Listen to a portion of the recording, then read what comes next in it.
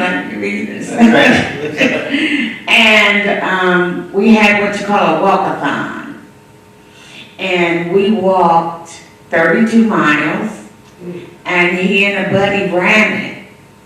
And when we were finished, there wasn't anybody left at the school, so he and his buddy stayed with us till my mother came to pick us up. And my mother invited him over our house to have sandwiches. So before I even knew her, this kitchen table that I've been eating at all these years, God had me eating that table that moment. We're going to speed up so we don't take the program. How we gave our life to God. My wife, this is crazy. My wife started, we were shacking, I already told you that. And I was Methodist. She was Methodist, I was Baptist. But we were, she started going to church with my mom. And I was mad. I gave her an ultimatum. I said, you got to choose Jesus or me. Because I didn't play with God. I'm thinking like I'm playing with God. And I was already running from the Lord. And so she stopped going to church because I gave her that. Then I got saved. Went crazy. Burned all our records. Oh, my. And she wasn't saved. And now she's angry. We're living in Tips Trailer Park. She was angry. And I used to pray for her every night. And then finally, how many months was it later when you finally accepted the Lord? Probably about 3, because I felt betrayed. She felt betrayed. I felt betrayed that he went behind my back. And got saved. And got saved. And didn't even talk it over with me. Like, he knew that I had fell in love with Christ. And I chose him over Christ. So think about that. That's a good point. Many of us know we had a relationship. We paid for it. That's the point I'm trying to make. Anytime you choose your spouse over God, you made that point a minute ago, can nothing but heartache come. And so we had a tough time finding our place in God because of what I did in the world by telling her. And I knew I was running from God and I didn't want her to go to church and wicked. That's just wicked. The truth. Let's talk about this. I'll start with Mike. What is God's purpose for marriage? I want you to talk to the people. This is important. We talk about how we got together because we know how we got together is God. But what is God's purpose for marriage? Well, God's purpose for marriage, and I can't say it without speaking about the scriptures. Yeah. We have to go to the garden and look at God's purpose. When God created Adam, God poured love in him. And so God is love. And so Adam had all this love in him. And God looked at man and said, it's not good for man to be alone. I must create him a helpmeet. One who is suitable to him. One that is like him that could come and complete him. And so when I look at the purpose of marriage, as the word went on, it began to say that God said to the woman and the man that you be fruitful and multiply. That's right. Replenish the earth. And then he goes on and he says, have dominion over the earth, over the animals, the fowl, the air, the fish of the sea, and every creeping and crawling thing. So God's purpose, number one, is for man and woman. The way I see it, the first thing is love. Because God is love. Watch this. When God created Adam and he gave Adam love, Adam needed to pour that love into someone. And so the woman, when I look at Eve, Eve was created for love. Because love is the fuel of a woman. If the husband does not give the woman love, she cannot operate. Right. Just like a car. If a car doesn't have gas, it can't perform, it can't get speed, it can't turn on. And so the woman, you that are married, if you are not pouring love into your wife, she will not be able to do the things that God created her to do in your life, to support you, to complete you, to be there to pray for you. Because why? Because love is not presence. Love has to be there. So let's talk about this because we've all been there. Man, that is great teaching. So when we're not pouring love, even you said into your wife, but in our relationship, when it is void of that kind of love, which by rights is unconditional, right? Love, then what actually is in our houses? Hate. Yes. It's another spirit. Yes. If we don't have God's spirit in there, yes. So those of you that let your pride, yes. let your selfishness let who you are stop you from loving each other, then you miss God's purpose for marriage. And what I mean by that is, I want to ask this third question. I'm going to ask you guys. So it means that, and man, that is great. I can take off on that for the next 15 minutes. But let's go to this, because I want you to read a poem in a moment. But let's talk about what is the hardest area, because see, that's what happens when the love is going out. I always tell people, what is love anyway?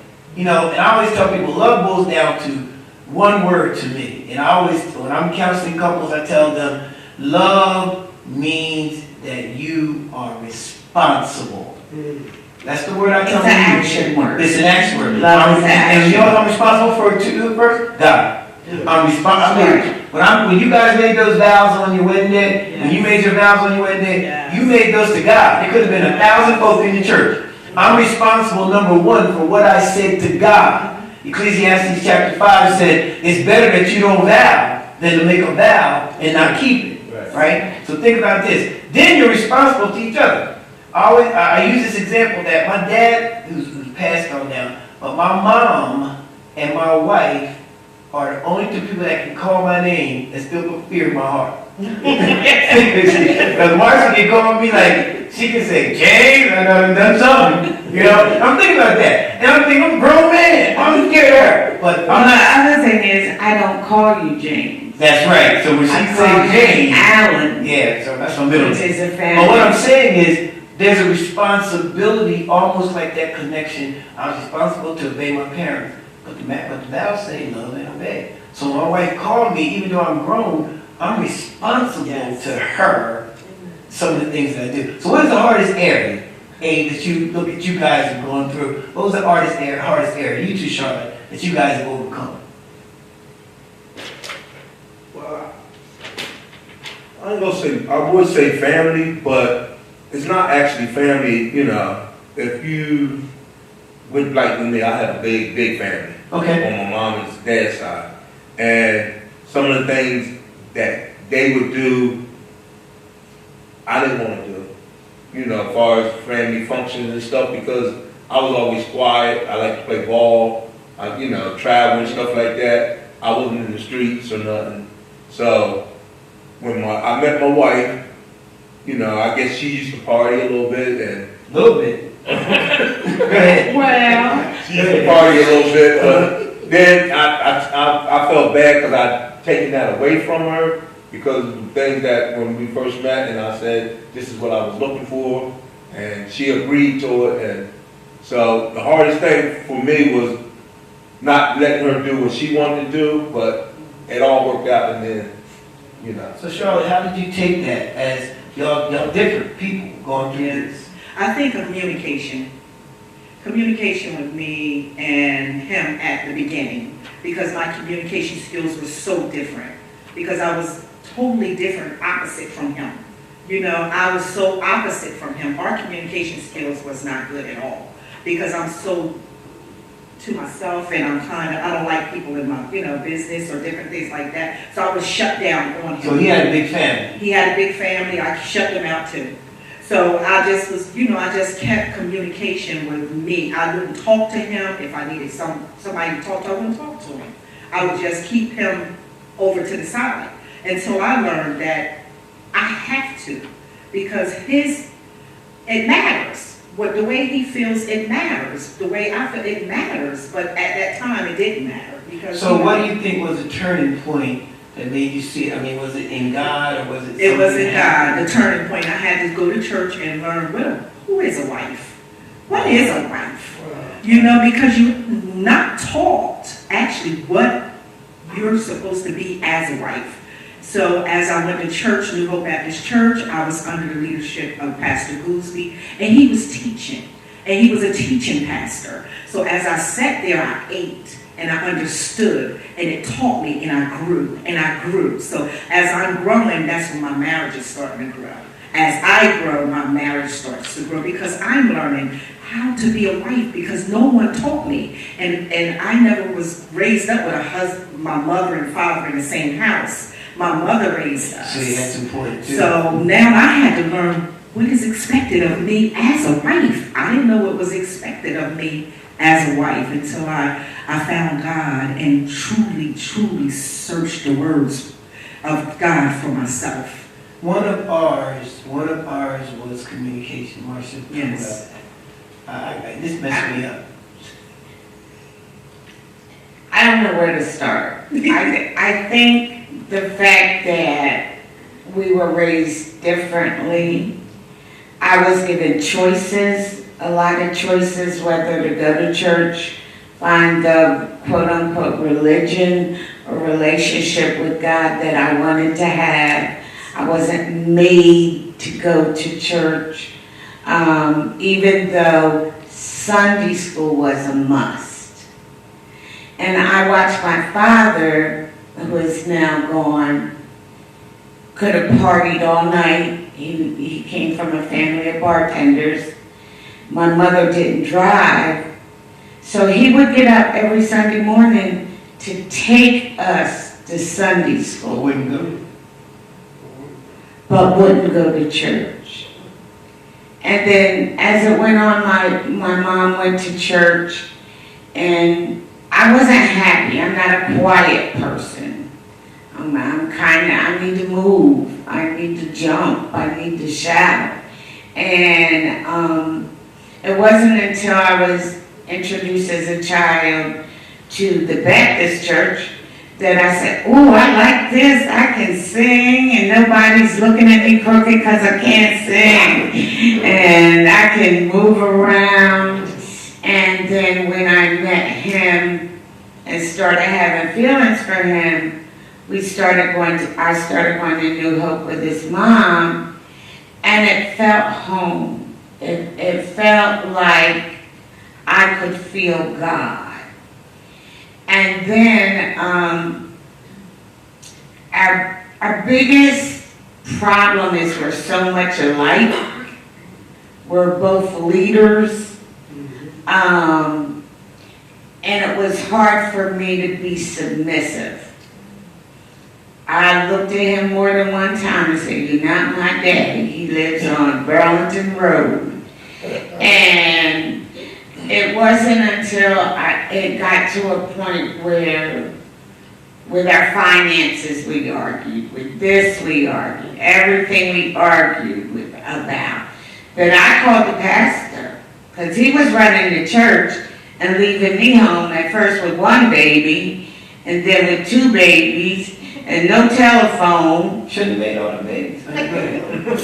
Well, that's because we both enjoy the same thing, same sort of exercise. Growing. So, I remember he thinks he found my diary, Oh, this is a horrible story. Y'all got turned. and actually I left it out so he could read it. And let me just say this, because I want to get to the other questions. That was one of the times when I found out, which is one of the questions I'm going to ask you guys, Mike. So I want you to read this poem that's talking about marriage. And I want to say this. Our biggest area, once we found out how to communicate to each other, we've gone through several stages. We went through the stages where it was me, then we went through the stages where I had to do it, or the marriage wasn't going to last. Then we went through the stages where we start joining together because we had to survive bills and houses and kids. Then we went to a place where we're at a place now where we talk about each other and we help each other, and it's awesome because I know now that I need her. So my communication, even if I disrespect her, I got to go back and apologize. That's something I want to say to people. Not everything is going to be in marriage and not have to apologize. I don't care how saved you are. And women want to hear it. And women want to hear an apology. Women don't want flowers or candy or a gift to say you're sorry. They want to hear it come from your heart. I want to hear you say, forgive me for how I talked to you, or I'm sorry for what I did, and really mean it. And it's hard for a man to do that. So when a man does that, you know what happens then? What you said about the woman, make the love, but also a woman needs to feel safe. I tell people all the time, you women can speak to this. If they see a man that's gonna come home, pay bills, and will do what they do, that woman says, wow, I feel safe. safe with this guy. So a lot of times people don't know, why is she with him? Why? Sometimes you don't realize he makes her feel safe. And you want to be a cool guy, but this guy, I want to make sure the marriage works. And that's what a woman needs. But Mike, preempt your poem, and then we'll talk about the question about respect. Okay, yes, I want to share this poem. It's titled, What is a Marriage? Marriage is a gift given to a woman and man, ordained by God to fulfill his master plan. Marriage is a relationship to honor and to serve, not to be forsaken, but to strengthen and preserve. Marriage is a commitment to cherish and to love, and to cleave to one another with blessings from above. So this is something from Mike's heart. You see the book? We got the book, guy. We can put up, John. This is one of Mike's books. It's called A Collection of Inspirational Poetry that Mike wrote from his heart. And in there, because of his idea of marriage, and I like that one because that's more almost a question of what I asked, what is marriage? You kind of capsulize that from God's perspective in that poem. And so we'll talk about the book signing he has coming up afterwards. But anyway, tell me, Millie, what do you think? How important is respect in your marriage, that Mike respect you? Because you got a husband who's out there all the time, and sometimes the woman... And you know other people after him. And sometimes the woman is, I'm talking about him respecting you. Yeah. Yes, I know that respect is important to him. First of all, the word says that the wife must respect the husband. It's very important. And for me to say that, it means that the key point is communication. There you go. Communication is the key point. I need to know how he feels, his disappointments, his things that he wants to his interests, his best, his interests that he wants to do, his interests, and his feelings, his interests, his opinions. So that's respect to him. And he's always told me that whenever they see me, they should really see him. The reflect of God's love should be able to be seen through me, Amen. through us. But when I'm alone, that it reflects back to God's love. So we'll be able to show others, other people in the world, what God is about. God is love. And so part of that, if I can say practical, then I'll ask you, Abe, to talk about that. But here's what I mean by that. Part of that is, and this is something I think husbands and wives ought to practice. One of the things that I found in my counseling, a lot of married couples, and I did it, we think when we get in circles, cracking on our wives or saying people's shortcomings is like a joke. But we joke, and what happens is, I found out, you talked about your family a moment ago, God gave us a wedding ring because it represents the family circle. It shouldn't be broken by outside forces. Your marriage, you shouldn't let family interfere in your marriage. You gotta love your family, but they can't come in and dictate your marriage. And so when we understand that some things, me and Marcia may be mad at each other, but we're not going to do that in public. Amen. That's what I'm trying to say. Sometimes that stuff you do in public, we think it's cool, and I did it. I'm going to tell you, I had to grow out of it. That can haunt your marriage more than anything else. So I tell couples, if y'all got something, get in your own little room and talk about that at home. Don't embarrass each other in public. See, that's one thing we never done. Because when we first got married, first of all, I stood, and we had a blended family. Okay. So that was difficult. That's a good thing to talk about, blended family. Yeah, that was difficult. And and I stood and I told them that no one and nobody was going to interfere into our relationship. And so I stood by that, and not my family, not my children were going to inject anything that was going to be toxic into our relationship. They were going to, make us go one against each other or anything like that. Because we knew that we were there, that God had made this marriage for a reason. And so we see that now, the reason now that, we've been doing marriage, not only counseling, but the marriage ministry that we have.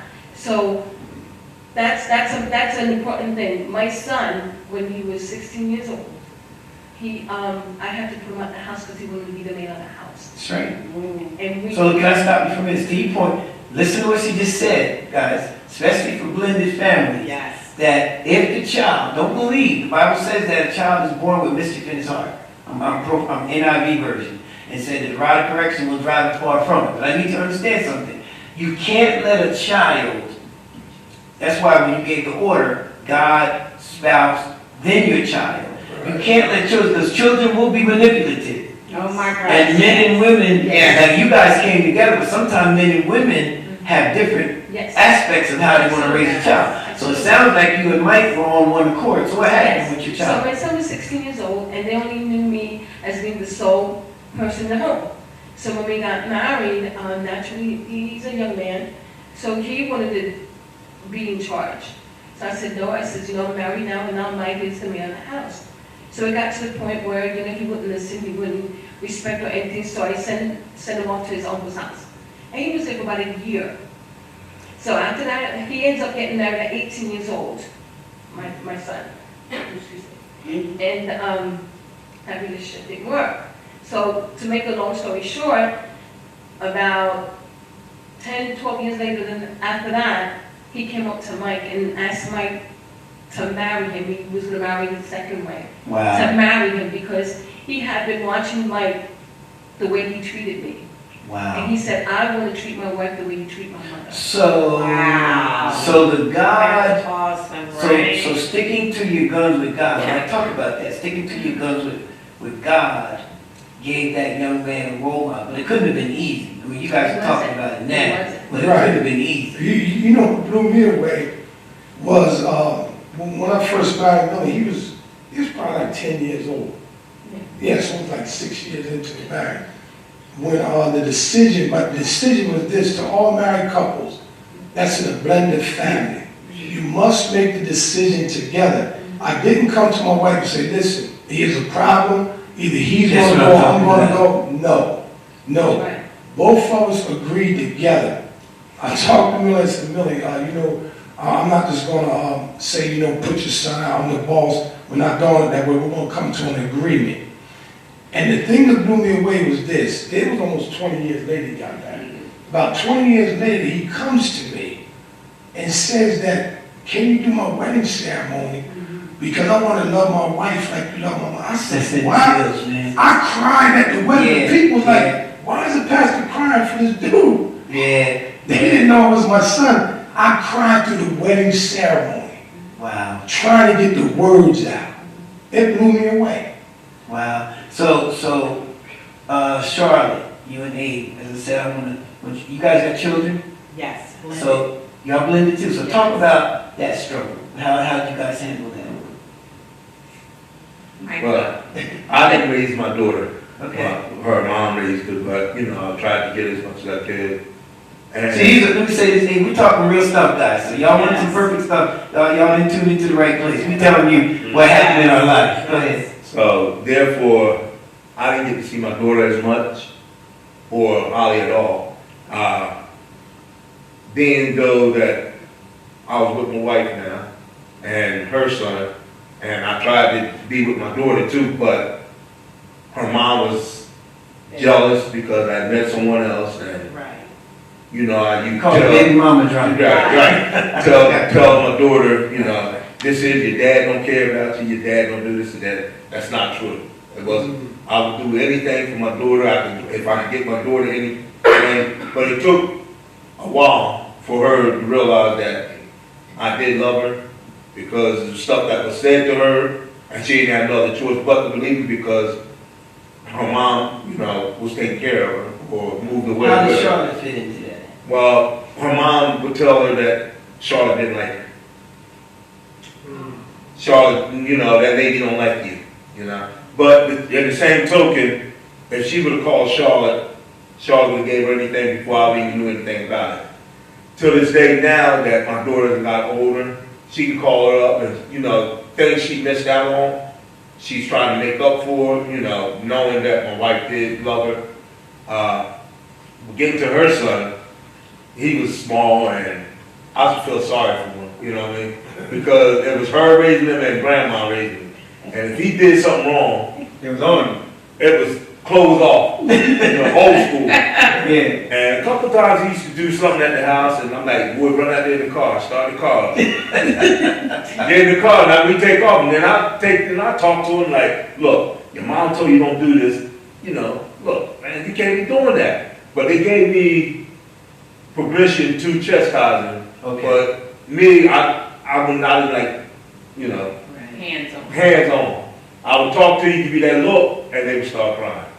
So now I just fear them like that. But sometimes I would have to leave him to let him know that mom I'm trying to teach him right. And when he look up, the car is going down the road, so he knows what time. So did you guys get together, Charlotte? Yeah. Yes, as a single mother for so many years, I think he was like 9 or 10 years old, and I was a single mother. It was hard for me to bring a man into the house and a man to come into our lives because of just me and him. Now, was his father in his life? His father was in his life, I allowed him to see him, yeah, he could be in his life, no problem. But when I met Abe, he told his father, you can be, no problem, be in his life. But I don't want any child support coming in this house because once I got married, I married my wife and the son.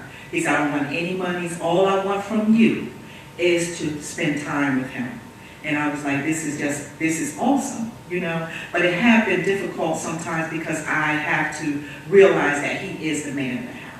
You understand what I'm saying? And when my son was growing up, it was like I kind of wavered to him, and then I wavered over here because it was only me and him for so many years. I would waver over here, and he says, well, Mom, I can do it. And sometimes I would be like, well, he hasn't been here, all these years, so let me go over here with him. But I had to learn that my husband comes first. And I put him first, and now my son adores his father. This is his father now. He adores his father, and they have a great relationship. I like what you just said, and Mike, going back to you again, love. Yes. He said, another boy said, that's my father. That's my father. I gotta tell y'all, I guess his true confessions again, right? And so I need you to understand something. When God chooses us to be saved, Yes. all of us up here talking to you, He don't choose angels. First Corinthians say that He chooses, the rude things, the base things. God chooses. God said, I didn't come for well people. I came for sick folk. So all of us, and sometimes you get into a church and they try to push holiness as perfection, and that just ain't true. That's why God gave us repentance, and that's why there's Psalms 51, and that's why David had to repent. You can't find the saint in the Bible didn't have to do some repenting. I'm saying all that to say, when me and Marcia got together, I had a daughter. Love my daughter to death, and I thank God for this woman right here. My wife is a godsend when it comes to family. When you say we're different, she completes me because I'm the kind, I don't have a whole lot of patience with stuff. Like, I'll see the kids, I want to see the grandkids for 5 minutes, I saw them, I'm good. He said, we got to do stuff with the family. So she's the one who plans all the social stuff together. She tells me all the time, yeah, you hooked on God. All you do is God, church. But the reality is, I look at how she's kept our family together. So when we got married, I had a daughter. You tell about you and Erica's relationship and how that worked. Erica was a gift to me. And the reason I say that is because she's so full of love. And her mother actually was a gift to me. In the beginning, it was rough, like anybody with a blended family. But they were raised in church too. So they knew God's love.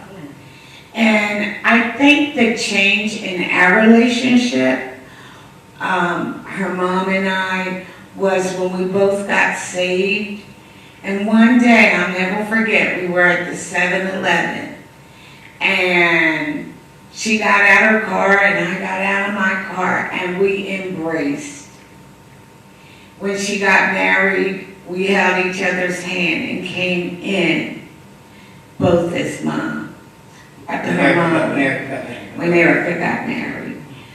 I just thank God that she had a godly mom that was full of love. It may have been a different kind of love, but it was love. So the easy thing for me was, the hardest thing for me was, I guess what Charlotte said a minute ago. Marcia's sitting there like she all gentle now, right? Don't buy that, y'all. There, Marcia had, when you come to the house, you wash dishes, everybody had chores. And you know, kids can get rebellious. I'll never forget when her and Erica really came together. Erica said, I ain't cleaning up. No, I ain't doing nothing. I don't live here. And I was getting ready to intervene. Marcia said, no. I got this. If she gonna come to this house, she gonna have to respect me. So I remember I'm in the room, but I'm sitting there going, she gonna pick my daughter. and she and Erica worked it out. And now they are just as, I gotta say this, Erica is her daughter. Sometimes more than my daughter. You hear me, Erica? And so the reality is though, we're talking about things that destroy a marriage. How many couples have you counseled that they let the kids get in between? So all we're telling you is not that we were void of that. Marcia said it was rough. Abe and Charlotte talked about theirs. You guys. But if you turn it over to God Yes. and you try to do what God says, it is something that will bless you. I thank God because, you know, my daughter's here at the church now with us, you know, and it's a blessing. And so my point is... Can I just say one thing? Yeah, go ahead. One of the happiest moments in my life, because she calls me Squeaky, one of the happiest moments in my life was the day she introduced me as her bonus mom. Think about that. And that just meant so much to me. And it was saying to the world, I got a mom, but God gave me a bonus mom, another mom, to help me become the woman that I am. But none of So it this, took all of us. and y'all can chime in, but none of this happens if you want to be selfish. I can't say it any other way. If it's all about you and your feelings, and you know, and if you start doing this, my child, your child, my stuff, your stuff, you're not gonna make it. As simple as that. Somebody's got to compromise. That's the word. You got to compromise enough, and if you put God in it, God will help you understand what the compromise is for, right? And then it brings you two closer together. And we got to remember that compromise doesn't mean giving in. That's right. It means trusting God. Compromise means a coming together of two minds. And you know we're both leaders, right? So we had some very manipulative children. Very manipulative. Oh, Lord Jesus. Yeah. So let me ask you this question. So here's some things we look at. So we can all agree on this. Blended family tough because of kids. Yes. Finances.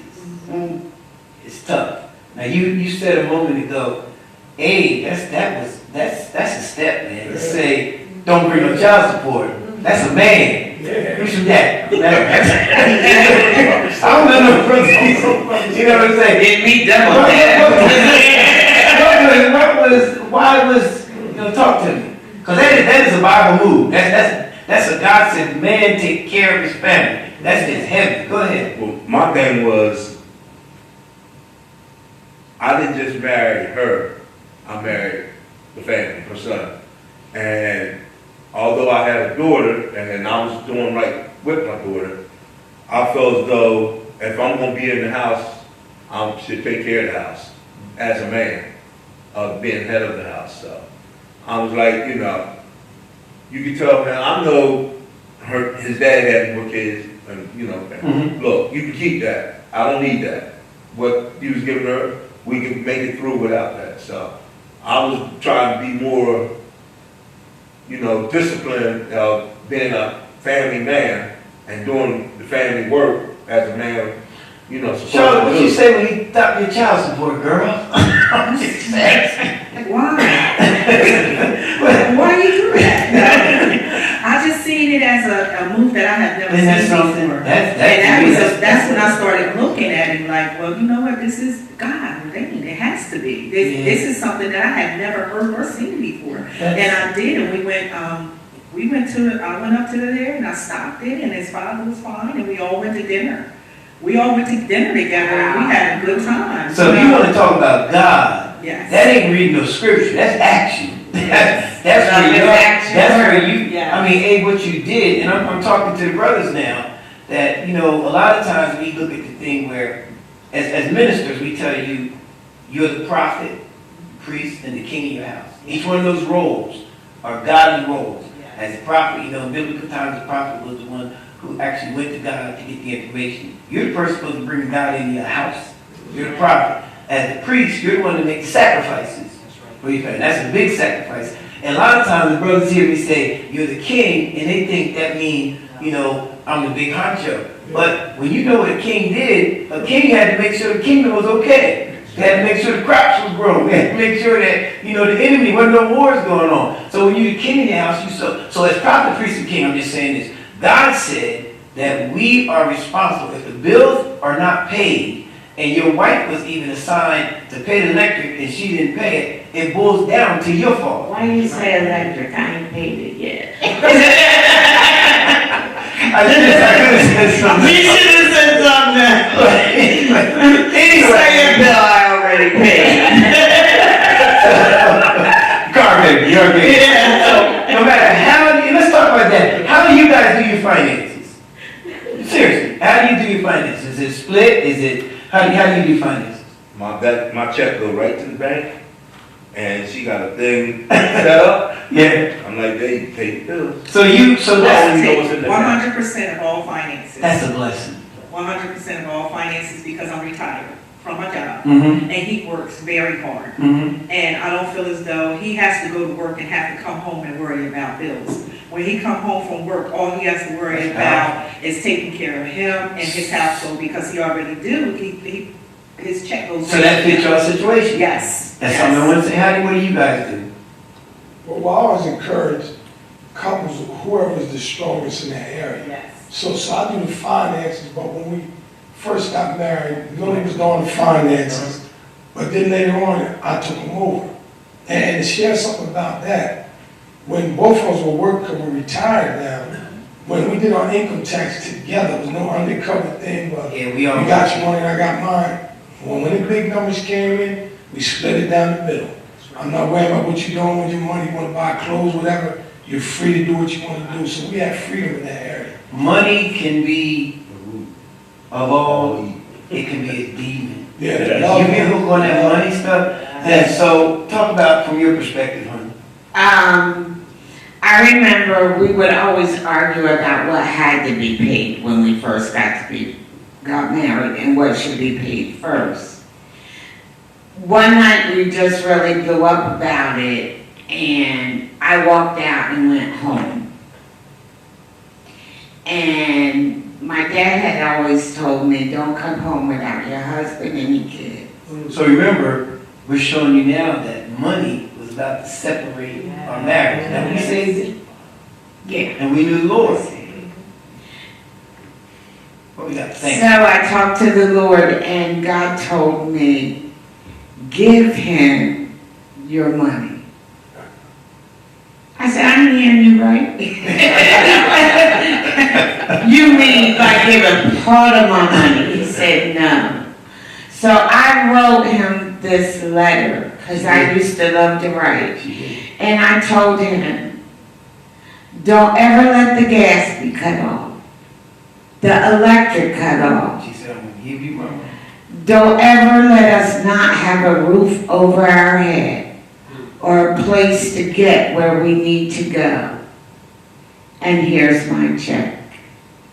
For 25 years, I gave him all my money and he paid all the bills. And never did I want for anything except a swimming pool. So, Can't swim. He can't swim. I thought we were going to get that swimming pool. You can't swim. So I must say, anything I've ever asked for, he's always given And let me me. share with you the struggle in that is because my wife would come to me. Here's the thing. I don't know if you've ever, I've made some mistakes financially. And I remember my wife saying, don't do that. I had to learn that God gave her wisdom as my help me. And so she came to me one day and said, you know, honey, what would be easy now? Because she saw even when I retired, I took on more with the church, it was getting crazier. She said, let's split some of the bills down. I got my money coming in, I'll pay these and you pay that, and then we'll come together. And I'm gonna tell you something, you know, I was gonna be stubborn, but ever since she said that, we have had a easier time. And she Better and communication. it took all that off of me, you know, doing it. But what we're just trying to show the people though who are listening is that the finances should not define who you are. Let the money do it. Right. Don't over talk each other because of money. It'll happen. Yeah. There's some couples ready to break up right now. Now, only one time, and I told this to Mike one time. Remember, Mike, I told you only one couple I would marry. I'm sitting there counseling the dude, and I said, I always asked him, so what you do? He said, talk to her. I said, hold up, dude, hold up. He said, look at him. He said, no, I ain't working right now, but she got it, so you talk to her. I said, no, man, wait a minute. I asked her to leave. I said, can you understand something? This woman get ready to take your name.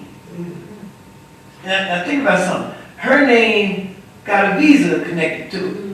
Her name got a bank account. And now you want me to give her your poor name, and you ain't gonna even work? I said, I can't marry y'all.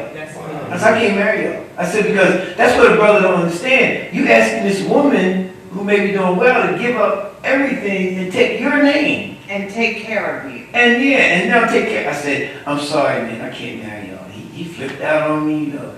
I don't marry anything. I said, but that's not, and I tried to tell her that's not biblical for you to come into a marriage where a man telling me he gonna live off you until. So anyway, I just thought about that because I was hot. That was one thing. So we gotta close. We gotta close tonight, guys. I hope you have. Let me just kind of recap. Mike and Millie, what's the one thing you would say any couple struggling? I'm gonna give you a minute as we close out tonight. What would you want to say to them that you can drop on them before we close out tonight? Any couple struggling. Couples that have struggling. Well, the key thing I would say is your prayer life together. See, communication is still number one. But if you're not praying together, sharing your pain, your fears and everything, how can you sharpen each other in marriage? So the key thing is communicate, get down on the knees and pray together. Call on your Heavenly Father and ask Him for guidance. Keep Him in your house. What would you guys say as you close? What would you say you were talking to a couple tonight that's struggling, what would you want to say to them? I would just piggyback basically off of Pastor Mike and tell him exactly because we're in the couples ministry with him. Mm-hmm. So we glean off of their marriage. Mm-hmm. You know, so we would basically say the same thing because it's all about prayer. It's all about communication. Yes. It's all about talking. It's all about driving down Atlantic City in the car together and talking to each other. Mm-hmm. It's all about just being on one accord together. And that's what I'm telling you, it's not about the family, it's not about anything else, it's you and your husband. You have to put them first and just always talk and remain faithful to each other. Remain faithful to You got each anything you other. want to add, Abe? Yes. Okay. No, I'm good with it. Really? Anything you want It's to just add? like when you're spending time with the Lord and you get to know Him, same way in the relationship. The more you spend time with Him, you know, you get to know Him better, just like with your spouse. Yes. I remember one night about 10 years ago, I said to him, you know, pillow talk is good. Yes, pillow talk is good. I said to him, I know why God gave me to you. Okay. And he said, why? And I said, because I was the woman to help you get where you're supposed to be. So all of this, guys, we gotta close. I know this is good. We have to come back and do a second part, guys. I'm letting y'all know. Part two. I'm just letting y'all know. Thank you for tuning in. We hope we helped you. Put something in the chat. Let us know. We'll send some answers to your question. I want to thank Pastor Mike and Millie tonight. I want to thank Abe Joe, Deaconess Abe, and Deacon. Deacon and Deaconess. Jones that came on today for the thing, for all that you said. And Charlotte, let's see you again after all these years. And all you guys, hope you enjoyed it. Have a blessed night. And next week, we're going to be talking about relationships again. And then on the third Wednesday, we're going to do singles. So tell someone we're going to be talking about it. God bless you. God bless you. God bless you. Good night. Tune in.